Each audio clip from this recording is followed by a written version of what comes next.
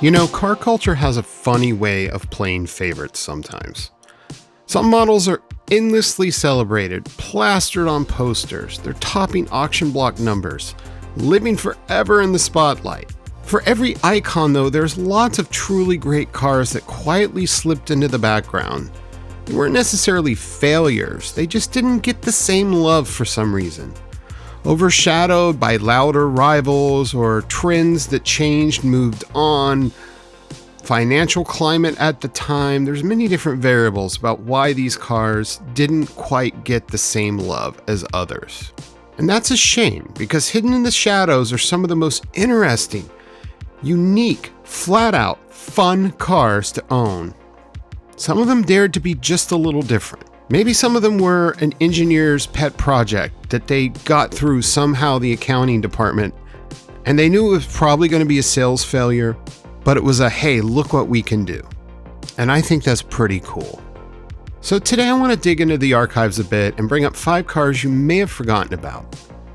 I think these are the kind of cars that remind us why being a little different and a little quirky, and maybe not selling a lot, makes it unique and special and something really cool.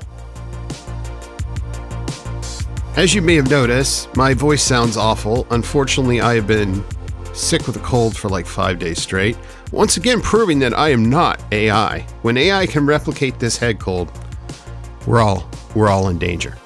But anyway, thank you all so much for watching. I'm going to get it out of the way quick. I've got so many new subscribers and followers on the channel, people interacting in the comments from my last few videos. I know everybody likes these top 5 videos, and I appreciate it very much. It's great. I love doing them. It's a lot of fun. But I do have an actual drive and history and whimsical commentary video coming up of a friend of mine's car. Similar to how I did the Porsche Panamera GTS video. If you haven't seen that yet, I'll put a card up in the corner. So again, please subscribe if you haven't, because I got some cool stuff coming up and I greatly appreciate it. And throw me a like. You know, the YouTube algorithm for us small channels sometimes isn't the kindest, so just throwing a little interaction there. If you like my video, throw me a like. It helps a ton.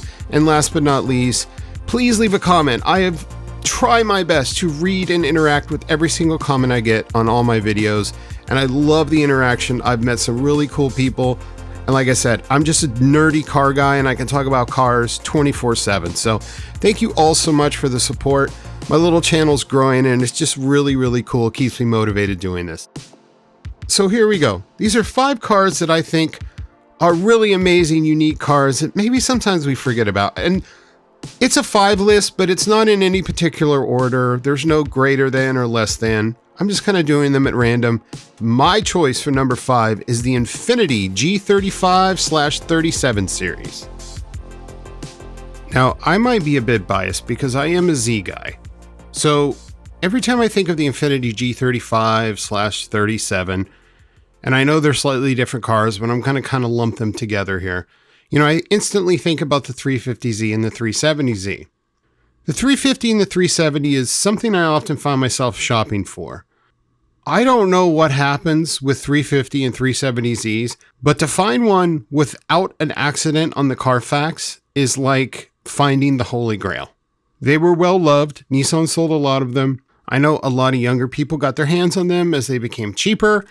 Yeah, probably that's why there's so many accidents on the Carfaxes. But that being said, there was a time, I remember in the mid-2000s, G35s and 37s were everywhere.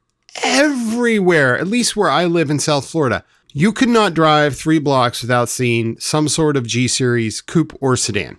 The 35 hit the market in 2003 and it ran through around 2007, I think. And it had that famous 3.5 V6, the VQ family engine, pushing, 260 to 300 horsepower, depending on the year, I think. In 2008, they switched over to the G37, which was the 3.7 liter with 330 horsepower, just like the 370Z. Infiniti sold well over 1 million of these G-Series cars globally. So it was a success. But I ask you, when's the last time you saw one on the road? Unfortunately, similar to the 350 and 370Z, a lot of these have been pretty trashed, pretty fast and furious. I used that in a previous video, and I think you guys know what I'm talking about. But it was a great car. It was reliable. It was a subtle design. It wasn't over the top. It was like the 350Z finally grew up and had to get a job and put a nice suit on. It was a very viable competitor to the 3 Series. And I think they stand out today as like a bargain, an absolute bargain for a luxury sports sedan or coupe for that matter.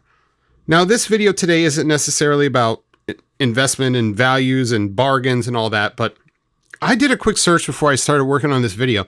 You can find a really nice G37, really clean, even a convertible for like 12 grand with, 70,000 miles on it. And that wouldn't scare me at all. They're like I said, it's a very reliable platform. I think it's just a great car and I just don't see them anymore. And I think people kind of sleep on these. So this was the first one on my list. I think the G Series is kind of forgotten about and it shouldn't be. All right, next on my list here is the Cadillac V Series. Now, I know the V Series is still technically made. You have the Blackwing cars, and I'm not talking about those. I'm talking about like kind of the first run of the V Series cars, which people sleep on these. It's an amazing car. It's not an old man's car. 2004, the CTS-V kind of burst onto the scene. Cadillac was taking a direct aim at their German rivals.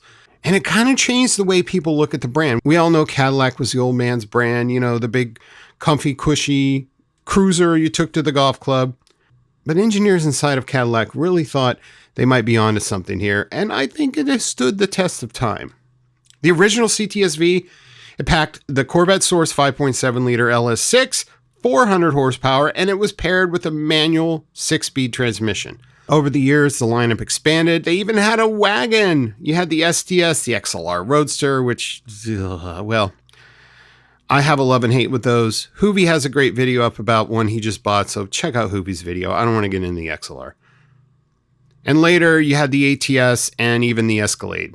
They had upgraded suspension, brakes, some unique styling. The second generation CTS-V even borrowed the supercharged 6.2 liter LSA from the Corvette ZR1. With 556 horsepower, and the third gen pushed the power numbers well over 600. Sales of these cars were modest compared to most mainstream Cadillacs. Now, these were not cheap by any stretch.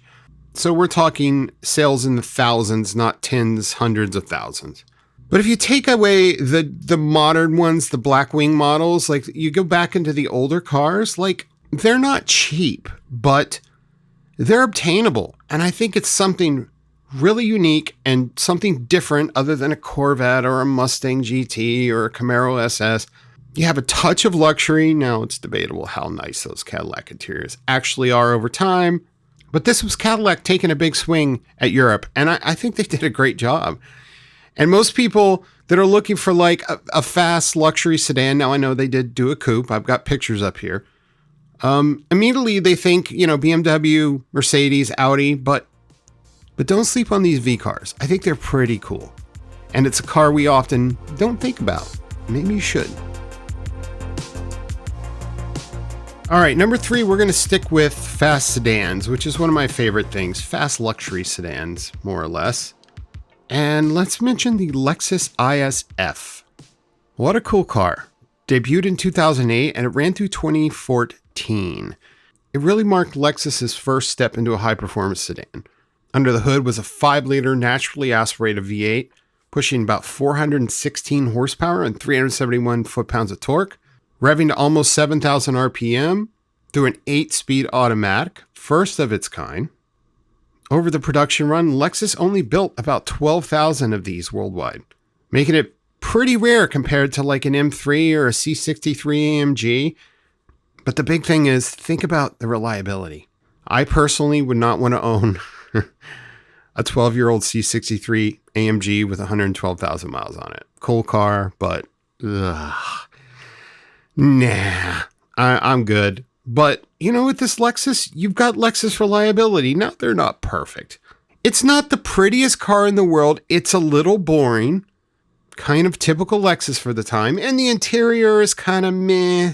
Very early mid-2000s Japanese. But I could promise you this. Every surface you touch in that car is going to be very high quality and built to last. And what I really love about it is I like the boring, subtle styling. It harkens back to the original M5 and the original AMG cars that you couldn't tell it apart from a normal E-Class or a normal 5 Series with maybe just a little bulge on the fender or that little badge in the back. Now, you know, an M3 is just the most over-the-top, freaking obnoxious thing you can imagine. And Mercedes isn't much better. I love the subtleness of the ISF. It is just a really, really cool car. And, you know, prices aren't terrible. It's a Lexus. You know, I glanced really quickly, like I'm literally looking at the computer as I say this. You know, here's a 2008 with 60,000 miles for about 34 grand. I mean, 34 grand. I just think it's a bargain, and I think it's a forgotten car, and I think it definitely deserves to be on this list. I would own one. All right, we're on to number 2 here. We've got another American V8 car. This is a car I've always had a love-hate with. I shouldn't say that.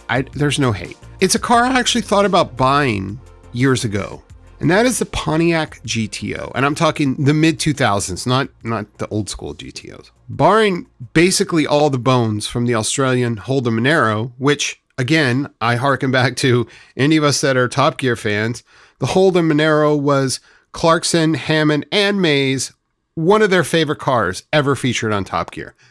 And I can see why. The formula was right. Front engine, V8, rear wheel drive, simple technology, reasonably priced for what it was. It was just an amazing car. Now, towards the end of Pontiac's life, things were rough for GM, close to the bankruptcy years. They needed something. They needed some sort of excitement. So basically what they did was they brought over the Holden Monaro and rebadged it as a GTO. Now, maybe badging it as a GTO might not have been the smartest marketing ploy because you had a lot of boomers reminiscing of the good old days of the GTO. And the biggest complaint I remember at the time that people not liking the GTO is it was kind of boring looking. Now, if you knew about the Holden Monaro, not a problem. It didn't bother me. I thought it looked like a Holden Monaro with a Pontiac badge. But I think the retro restyling with the Mustang and the Ford Thunderbird and all that stuff was coming back. And I think the potential buyers for a GTO at that time period were looking for a retro comeback. You know, the Challenger came a little bit later and it just didn't quite hit the market. But it was such an amazing car. Under, you know, the first few models, I don't know the exact years on this, but they had the 5.7 LS1. I mean, who doesn't like an LS1? V8, 350 horsepower. Then the last variant had the 6-liter, the LS2 with 400 horsepower. I'm reading here that Pontiac sold 40,000 units over 3 years. That sounds more than I thought they would have sold, but in terms of a big car company, that's not a lot of cars. But, you know, that limited production and the quote-unquote flop of those kind of makes them rare today. And it's one I don't see on the road hardly at all. I had a friend that actually had one, and he loved the car. He drove it till the wheels fell off of it. It's an underappreciated sleeper. People forgot about them. They're not cheap now. I mean, they're definitely going up in price because there's not a lot of them out there. And the ones that are really clean and not totally butchered, you know, they go for pretty good money. But what a fun car. If you made it this far, once again, thank you so much for checking out my channel. Please throw me a like and a subscribe. It would mean the world to me. Leave me a comment. What do you think of my list so far? Is there a car I forgot? Maybe one I overlooked, or maybe one you don't agree with? Leave me a comment. Let me know. But anyway, on to number 1. It is the Porsche 968. What do you get when you take a long-running, much-loved 944, throw a little smattering of a 928 nose on it, and you do a send-off homage to a chassis that was getting a little long in the tooth? You have the 968. These cars really slip under the radar, and you do not see them much at all anymore. I won't get into Porsche collecting. 911 prices have just gone insane, and I don't think it's justified a lot of the times. But I am not one of the Porsche snobs that knows everything and anything about Porsche. But if I was a betting man, I think the 968 is a very, very good buy as a future classic. That being said, they only built them between 1992 and 1995. It had a big 3-liter inline 4, the largest 4-cylinder engine of its day, producing about 236 horsepower. They were paired with a manual transmission or an early version of a Tiptronic automatic, which you don't want that. They also had a lightweight 968 Club Sport. Those are pretty rare, and it was built for like legit track use. In total, they only made just over 12,000 units worldwide. So these cars are very, very rare.